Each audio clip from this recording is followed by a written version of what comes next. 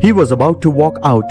He went searching for his dead son and left his wife alone to grieve. He called it devotion. Buddha called it something else. He had one question. Buddha refused to answer it. 2500 years ago, Buddha was asked the most important question in human history. He refused to answer. Philosophers call it the noble silence. It is still debated today. This is what that silence was actually saying. Kashi was a farmer. 3 years back, his only son had died, 8 years old, a fever for 3 days and gone.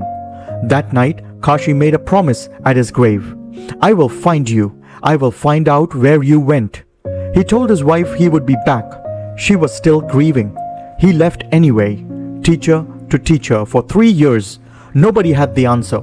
Then he heard about the Buddha. He walked 30 days to reach him.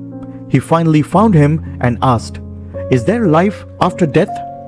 Does the self survive? Is my son still somewhere, or is he simply gone?" Buddha looked at him with complete attention and said nothing. Kashi asked again. Still nothing. "I left my wife alone in her grief. I have walked for 30 days. Will you answer or not?" Buddha did not speak. Let me ask you a question. Would you get angry at Buddha's silence in this moment? Drop one word, yes or no, in the comments and stay, because what Kashi says next changes everything. Kashi's voice broke.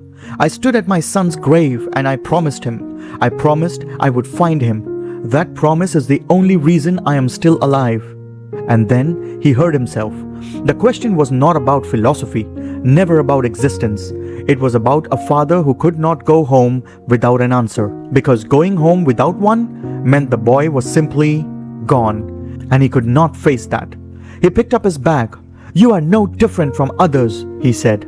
His hand reached for the door, and Buddha spoke. One sentence, not an answer, a question.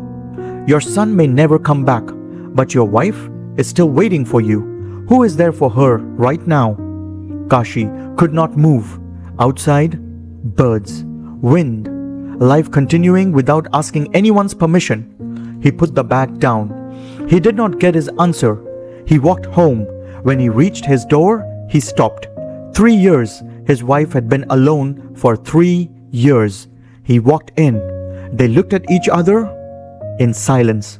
The 14 questions Buddha never answered are still being debated today by people who never once stopped to hear what the silence was pointing at.